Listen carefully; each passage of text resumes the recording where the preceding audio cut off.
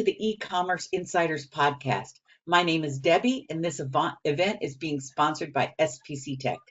Today's topic is spotting the gaps in Amazon advertising, even in large, complex catalogs. Our guest today is Elizabeth Green, and she's co-founder of Junglr.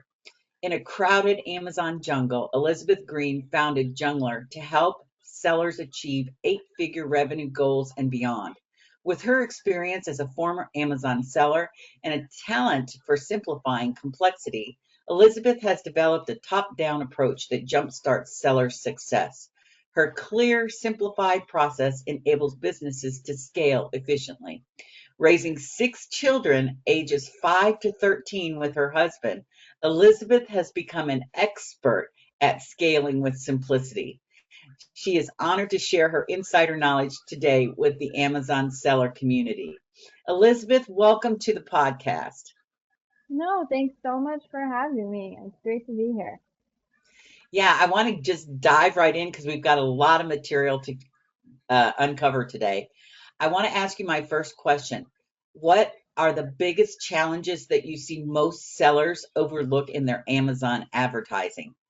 Well, there's a lot these days because it's becoming more and more competitive. But honestly, if I had to put it on one thing, I would say not tailoring their ad strategy to their goals is a big, big one. So many sellers that I talk to, even larger brands, will say like, "Oh, such and such told me," or "I watched this YouTube video," or "You got the strategy here, and we need XYZ campaigns, and all of these products need this," and then they'll run that and be like, "Well, the ad spend is way too high. Performance isn't what we wanted it to be." And it's like, yeah, because you're like, best practices are best practices for a reason because they're very tried and true. Like, you're always going to have the fundamentals, and the more complex it gets, the more competitive it gets, the more I feel confident saying that the best practices are not going to change, and the fundamentals will always remain fundamental. It's just building on them and getting more sophisticated.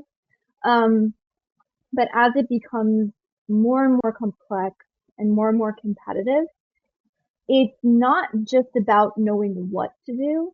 It's about knowing when to do it and by how much to do it. And those are the two Okay. variables that I think a lot of people are missing out. Well, tell me this, how can brands identify those sales gaps within their brand dominant niche through advertising analytics? Yeah, absolutely.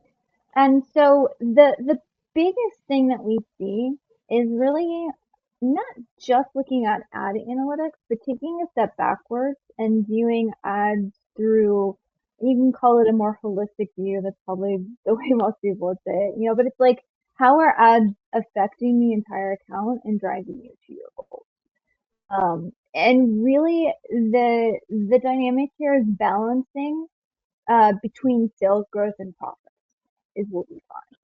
And Yeah, in some accounts and in some spaces, it's a very delicate tightrope to walk, right? yeah. So it's really looking at it through the lens of, okay, what are my goals in terms of sales? How does advertising fit into that? And then almost, where does my line get crossed when I start to push the account, towards more on profitability? And where do I need to have, like, where is my warning sign and where is my red flag? Like, so we're nearing that, that space right now where we're just a little bit too unprofitable. And then where is that house on fire must take immediate action level? And I find that a lot of sellers don't even have those discussions. We're actually Mhm. like, oftentimes Yeah. have to force the brand to have those discussions. Like, okay, we absolutely know you want the sales growth, 100%. Okay, what are your total A cost goals? Right, that's it. Total A cost is a very holistic way to look at advertising. Okay, so we want 10%. Okay, but you want sales growth. We're already at a 10%. Are you okay with going up to 12? 15 too high. Okay, 10. And it's an ongoing conversation. And a lot of times people Yeah. are fearful of, putting a hard number. Oh, I want to go up to 15. That doesn't necessarily mean I want to run my entire account at 15. That's my warning threshold. Okay, so where can we work within that, to sort of balance that growth? And those are the conversations that we're, again, really trying to focus on having with our brands, again, as it just gets more competitive these days. And then the other factor that I find a lot of people miss, um, which is kind of like when you're talking complexity here, is not doing these evaluations on a product level. So simply looking at Yeah. overall account metrics.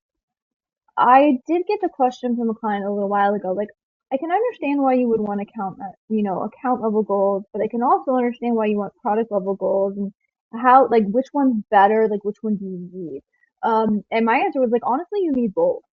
Yeah. Because the account level goal or the product level goals tell you what sort of ad strategy should I be running for this product? Like, are we at a launch phase? Is it a legacy product? Are we being more profitable conscious? All of those things. But you also need the account level goals to sort of check what you're doing at a product level. Because it's entirely possible to be hitting all the KPIs on a product level and not be actually doing what you need on the brand.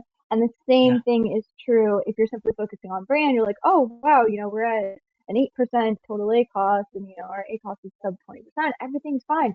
And then if you look within the catalog on a product level, you're like, wait, there's these 4 products that we're like losing money on. Why are we doing that? And so if there's Yeah. checks and Well, that brings me to another question. I mean, what would you consider to be, because you mentioned best practices in the answer to your first one, and then you mentioned product level advertisements.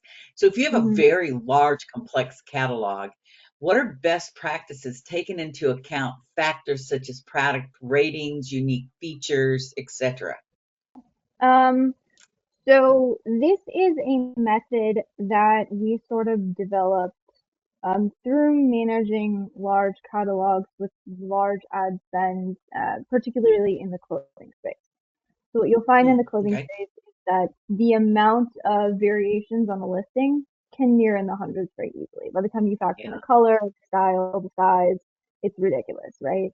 So then the question is, well, how do you run effective advertising? How do you know where to grow that brand with something that is so complex and ever moving, and also, by the way, has massive inventory fluctuations? So we're constantly having to adjust advertising to meet inventory position.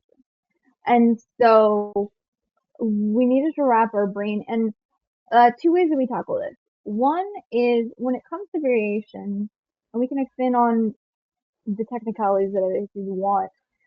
There are some incorrect conclusions you can come to if you're looking, like I said, that holistic view when you're marrying business reports and advertising reports on a SKU level.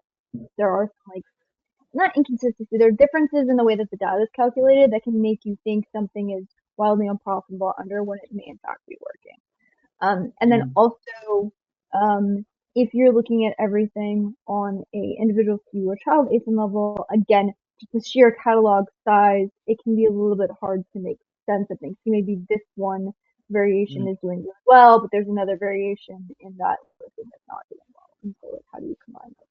And so the Yeah. way that we've started doing it is when we're doing this evaluation, we will look at it on a parent ASIN. The reason Okay. for that is there's a couple reasons. One, you can in some ways think of, so when I say parent ASIN, it's also equivalent with like a listing, right? So for those of you, a little bit more unfamiliar about that language, it would be when you land on a listing on Amazon, if you can purchase other options, you have other options of sizes and colors and such to purchase. That would be a variations listing. Mm. Um, so the parent's kind of like, it's not actually a product, but it's kind of like a holding um, thing for all of those different variations. Yeah.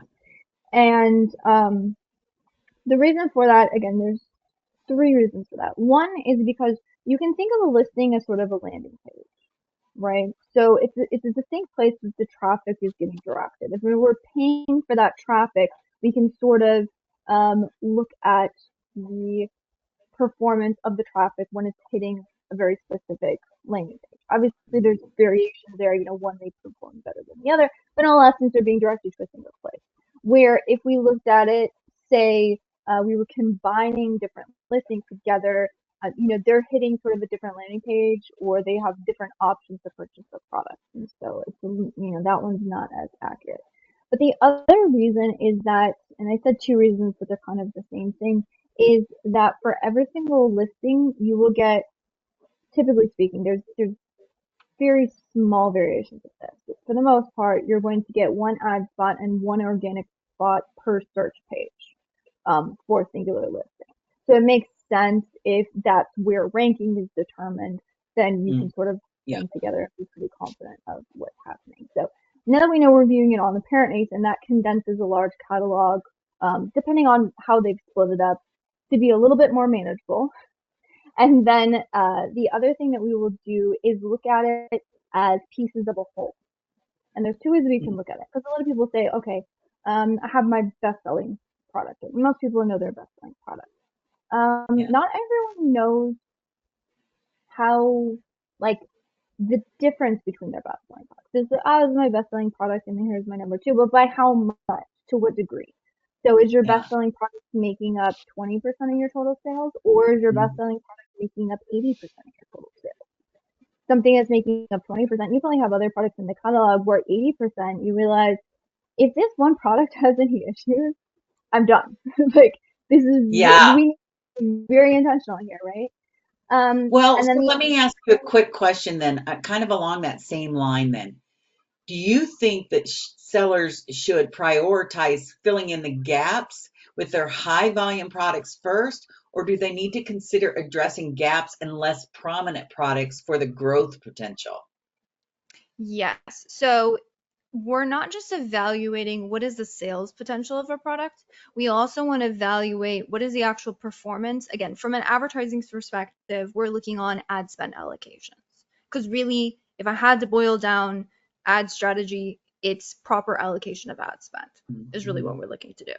There's way more nuances, and how you actually do the thing is very hard, but at the end of the day, that's what we're doing. We're controlling ad spend and allocating it where it makes the most sense. And so if you look at it from that perspective, it makes sense for us to evaluate to which products is my ad spend going. Again, we're talking about a parent ASIN level. And then what is the performance of my ad spend? And if you do this evaluation, I don't like to just say look at, sort highest to lowest. I like to do percentages of total. It seems pretty obvious now that I do it, but when I first when I was saying, like, is it making up 80% or is it making up 20%? The looking at your ad spend in the same way. Am I allocating 10% of the ad budget? Am I allocating 15% of the ad budget? It makes it very crystal clear. And the other thing that you can look at, and again, this is more of a identify potential gaps, not a, oh my goodness, you absolutely must make some changes. It's just, I kind of treat it as like an identifier. But if I'm, say, have a particular product that it makes up 15% of my total sales volume, and yet I'm spending 30% of my ad budgets there. Yes. There's Okay. probably something that's misaligned. Or consequently, I've seen it where there's a product that's making up 30% of the total sales volume, and yet we're only spending 3% of the total ad budget. So just doing that makes you see, like, oh, okay, maybe there's some misalignment here. Maybe there's some other things that I could do. And then taking it a step further, looking at, okay, so now that I know what the attribution of total sales are, I know what the attributions of total spend is, then let me take a look at that spend and the performance of that spend. So what we'll do is we'll calculate we'll actually look at the ad conversion rate and the unit session percentage. Those 2 points are very helpful. The one thing that I found is that if your ad conversion rate is lower than your unit session percentage, again, it's not a absolutely must, it is a clue to dig further into that product. And what I've found, I think pretty much every product that I've dug into the ad structure, they are aggressively spending on targets with poor conversion rates. And as ranking is, and as ranking is a function of, again, one of the factors is like a really good strong conversion rate and strong order volumes. They're often kind of spinning their wheels and aggressively spending on things that aren't really going to give them that long-term investment returns that they're looking for. So that's been one of the things we look at. And then the other thing we would look at is, of course, like ACoS, classic one, but then also total ACoS. And one number, we call it ad sale percentage, which is the percentage you take ad sales divided by total sales. Basically, this is how reliant am I on ads to drive sales. And so by knowing how much budget you're allocating, and then the performance of that budget, instead of you saying, okay, I need to lower a cost on the total account. How do I do that? And you just kind of go in and mess around with some things, and you're just trying to find the places of wasted ad spend, which is still, again, good practice. But then oftentimes it leads you to, oh, here is 3 products that I need to go in and do a deep dive investigation and then fix the ad structure of, which becomes much more tactical, much more actionable, and typically leads you to the best conclusions. So here's the big question, I guess, really is, should sellers consider outsourcing their advertising efforts, especially when promoting large and very complex catalogs on Amazon? Give me some pros and some cons of that approach.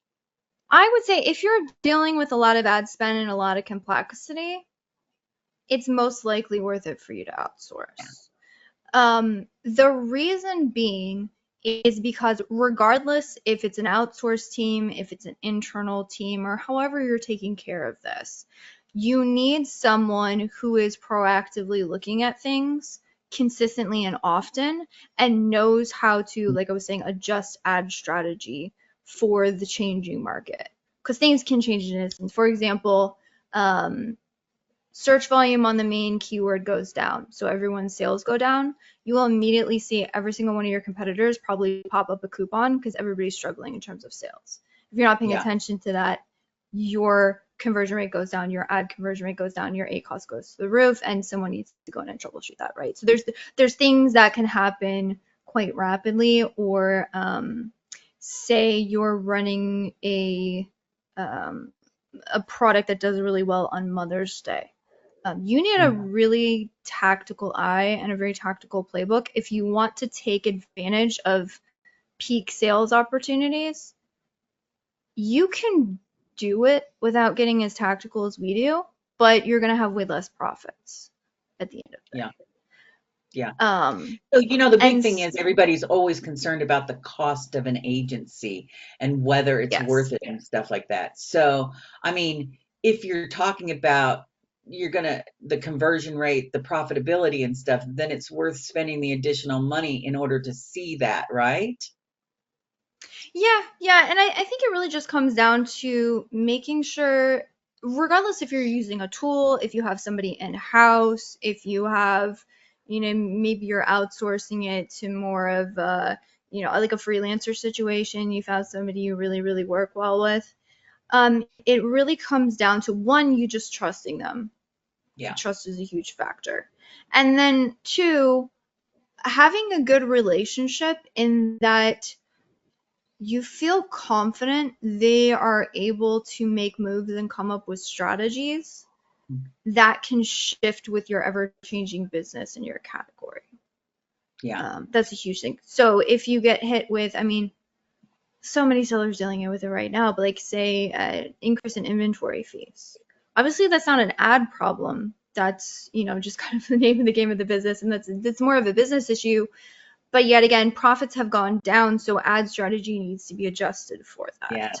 Yes. So regardless of who's doing the actual work, you really these days need somebody who understands the system and then can help you figure out how it best applies to your business. Yeah. And I know that's something that we do really well, and I know that there's some distrust in agencies out there of, it's really high cost. Is it a numbers game? Do they really care about me? And that's something that we've actively looked to solve in our agency, and there's certain things we put in place as far as team structure or even our fee structures.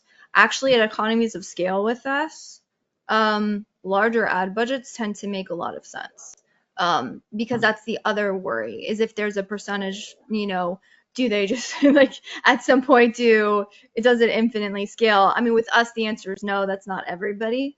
So I think it really just comes down to finding somebody who you fundamentally align with, who you can make sure you have that open dialogue and conversation, and then they're just competent enough to be able to do what they say they're going to do.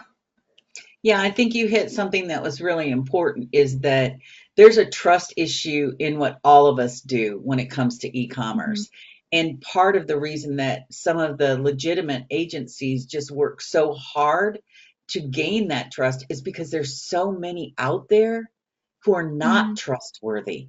And I think that's one of the things sometimes when I look at our industry that it just saddens me how many people are Yeah. out there being taken advantage of, non-legitimate agencies, and they just have like the what is it, like selling the snake oil salesman who's out there just grasping at the money and not really caring about the end result. I see that all the time, and it makes me sad.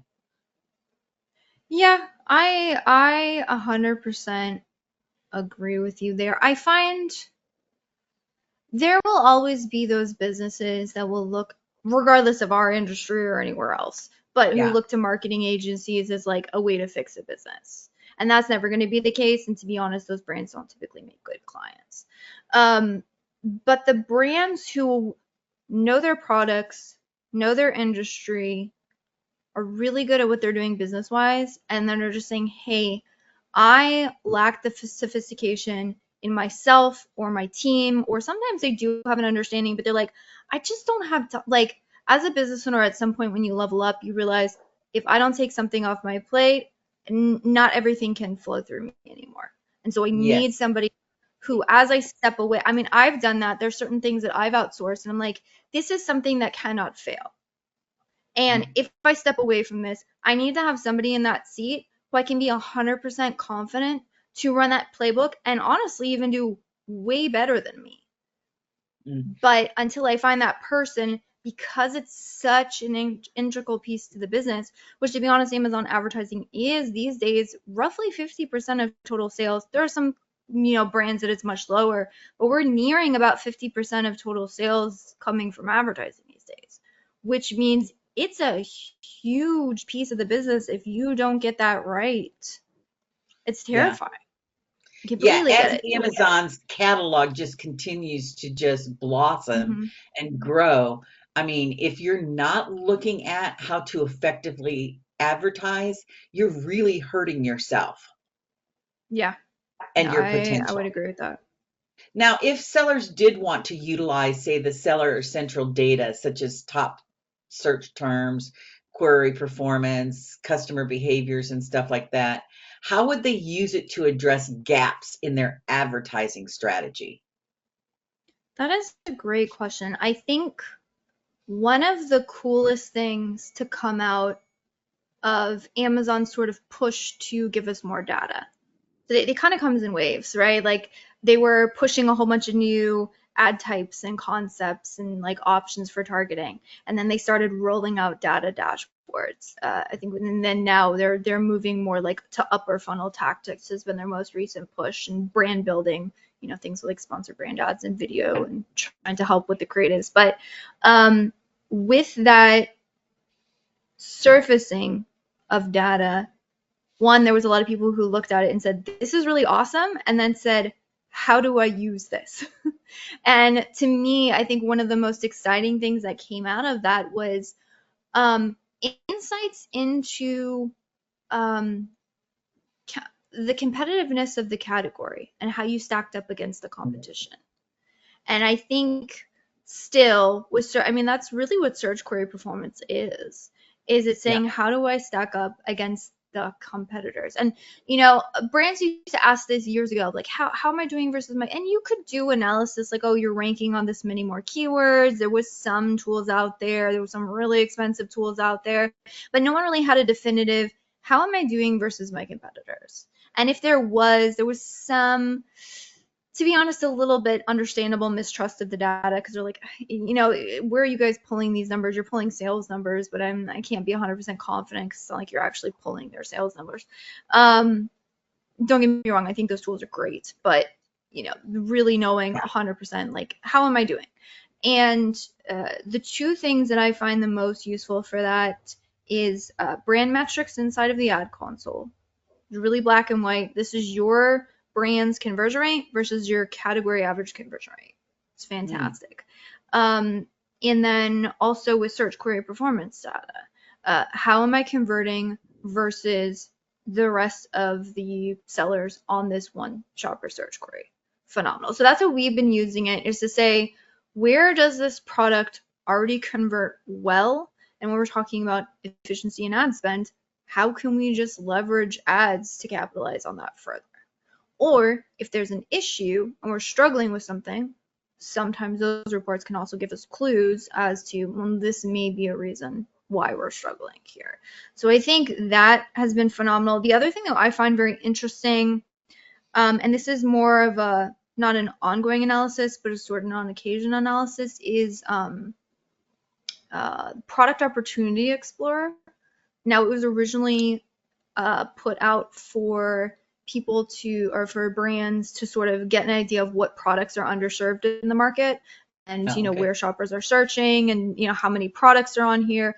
But it gives you this really great analysis on a particular sort of like, how do they define it? They call it niches, but how they define it is actually if you read the documentation inside of Product Opportunity Explorer, it's fascinating. But it also gives you insights into shopper search trends, which is great. So Helium 10 and other tools have shopper search trends, which are phenomenal, and we use them a lot in our agency. But also getting that first party data on, what is the return rate? Like, you can get the return rate of your entire market inside of Product Opportunity Explorer. So brands will say, like, how's my return? Like, it seems pretty high. You can go and look. First party data. Amazon will give it to you. What are the reviews like? Like, how many reviews are people getting? You can go and do all your competitors and do a review analysis, or you can go into Product Opportunity Explorer and Amazon will aggregate that data for you. How many reviews are they getting? What is the general sentiment of these reviews? What do people like about the products? What do people don't like about the products? And again, this is with the intent of finding more products for the market. So I think it's a really great tool when it comes to product development, but you can also look at it in, how am I doing in my market? Do I have a competitive advantage? Am I lagging behind? Am I ahead? How does Amazon view these clusters of searches, and how does that relate back to categories?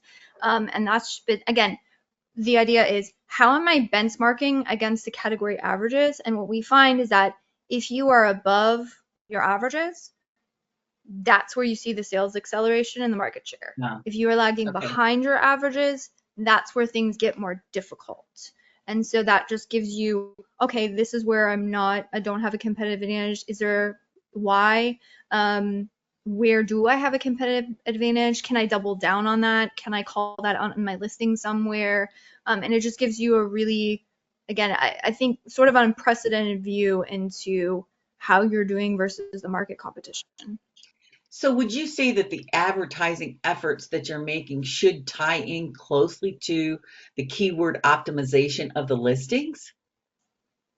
I would say yes, although that's not something we directly handle in our agency. We've chosen to focus strictly on advertising for the reason of it's becoming a complex beast these days. And so we're really confident of the team we've built, and just sort of our competency and ability to run ads very efficiently and very effectively. And it's given us a very singular focus that has helped us just constantly level up in what we're doing and how we can serve. So we've chosen to specify in that. That being said, really from our perspective, it's anything that helps with indexation and conversion rates of the products. Now, indexation, there are ways you can sort of force it through advertising. For us, unless the product is, say, struggling to index for something, typically because most of the time the main keywords are in there, so that can be helpful. And then any time where there's something that just doesn't really, the conversion rates are lagging for some reason or another, then in those cases, the listing optimization becomes crucial. Okay. What do you think is the biggest benefit that sellers can expect to see if they start to close some of those gaps in their Amazon PPC strategy? Better efficiency, meaning better profitability of ads. And more effectiveness as far as bigger accelerations of market share growth. So what everybody wants, more profits, more sales. Yes, exactly. I mean, that's why you're doing what you're doing, right? Yeah. increase that profitability and stuff. What strategies do you think that sellers should employ when they're advertising their sweet spot, like during Prime days? Or how do they optimize their campaigns for the maximum impact for those special things? Yes, that's a great question, seeing as Prime Day is fast approaching us. The thing that Yes. we discovered is timing. It's all about timing. Mm. And we had one client who is very aggressive with his ad spend. He's amazing. We worked very closely with him in the account. I wish I could take credit for the strategy, but I can't. It was my genius account manager. She's amazing. And so we ran a really aggressive strategy around a tentpole day, particularly Mother's Day. And we did really well. The brand grew to like, I'd have to go back and look at the numbers, but I think it was like we launched 2 weeks before Mother's Day, and within 3 months, the brand was up to like, I don't know if it was 200K or 500K, but I mean, like pretty intense numbers very, very Yeah. quickly. And then when we went and reviewed the ad numbers, we weren't unprofitable, but because we had pushed so aggressively so fast, again, this was a test, right? The client was perfectly happy to run the test, but profits were not what we had hoped.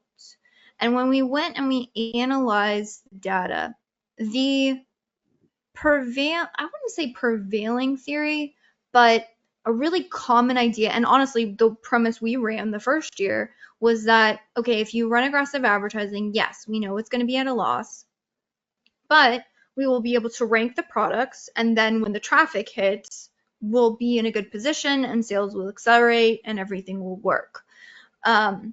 And for some degree it did, until we zoomed out and looked at, say, a month span and realized, well, profitability, while sales were accelerated greatly, profitability wasn't necessarily what we want. And it's really funny. I was reading a deck Amazon put out about their Prime Day strategies, and they basically said, do this, like, go ahead, push ads to rank before, spend all your ad dollars before tentpole days. Well, we have found it can work, but you need to be very careful about the profitability. Yeah. And so what we did is we reevaluated the strategy. And then the next year when we ran that playbook, what we did is we did really intense analytics and looked at when consumer behavior started to accelerate in terms of the search volume and also the conversion rates. And then what we did is we timed our aggressive advertising efforts. Again, this is more intense strategy, but if you can time it to 24 to 48 hours, when you see that uptick in the, kind of the consumer behavior, and I'm talking about uptick sales, conversion rates, click-through rates, all the positive triggers that a lot of traffic is coming and it's converting, then what you essentially do is you ride that consumer behavior trend, which also accelerates your ranking. But then you're not necessarily, because the problem that happens if you go aggressive too early is that your ad spend is outpacing the increase in sales, which is, totally a cost, which is a great metric of looking at holistic advertising profitability is, ad spend divided by total sales. So if ad spend is outpacing total sales, you're simply driving up total ACoS. Now, I do want to caution anyone by saying, like, I'm not saying wait to run any and all advertising till the last minute, because what you're doing with this strategy is you're capitalizing on the data and the items that you've already proven out to work. So at some level, you are testing and you are running advertising. And this strategy will not work if your product does not convert well. Yeah. So if you're going to time it at the last minute and ride that consumer wave, you better have a conversion rate that can stack up against that, or the strategy is not going to work. So and understand the trends very well. I mean, you need to do your research in advance. It's not just something you say, let's just do this, right? No. No. Yeah. Let's just spend money today. Oh my gosh. As a final takeaway, I just want to ask you for some actionable advice that you would offer to sellers who are really struggling with advertising particularly with large, complex catalogs? What would you tell Yes. them that could help them improve their campaign performance and sales? So I would definitely say that that analysis that we talked about, looking at your ad spend on a per parent ASIN level, looking at that in relation to your total sales, that will lead you to a lot of places to deep dive into the ads.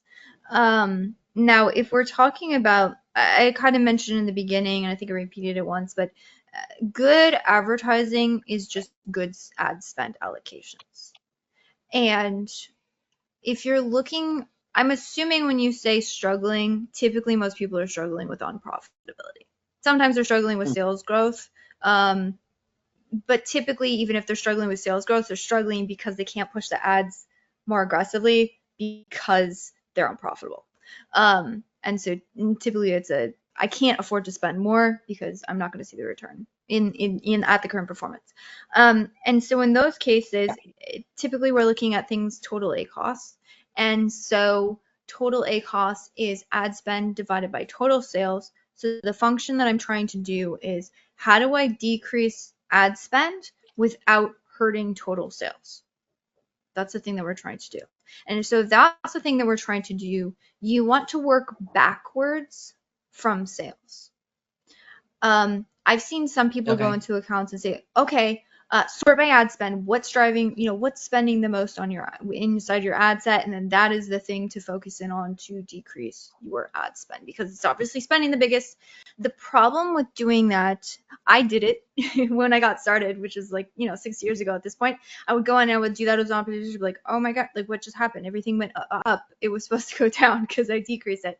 The factor that it wasn't taking into account is that oftentimes the things that are spending the most in your advertising also are driving the most sales for you in your advertising. So if we're working backwards from sales, the first question is, where am I spending on things that are not driving sales for me? And then you can clear out that ad set. And then next level is, where are the things that I'm spending a lot on advertising yet are not driving many sales for me? So these are the things with a ton of clicks and one order. 100% ACOS. The things that are getting 1 to 2 orders, so you're like, they're driving sales, but in relation to everything else in your catalog, so that's another level. And you work backwards from least to greatest in what is driving no sales for you. It's not that you don't adjust everything else, but if you're going to aggressively prune things, I would much rather aggressively prune the stuff I know is not adding to my sales. Yeah. Elizabeth, I really enjoyed the opportunity to talk with you today and find out a little bit more about advertising. If people wanted to get in touch with you, give us your website, let us know how they can send you questions and stuff like that. Yeah, absolutely. Yeah, feel free to reach out us via the website, which is Junglr, JUNGLR.com. There's actually, if you want to get an audit from us or anything, you can reach out, talk to me directly. I'd be happy to chat. I love that. I want to thank everyone for joining us today for Ecom Insiders Tech and our guest speaker, Elizabeth Green, from discussing advertising. If you have any questions, you can leave them below in the comment field, or if you enjoyed today's session, please subscribe to enjoy future editions of Ecom Insiders. Thank you again, Elizabeth. Thanks so much. It's been great.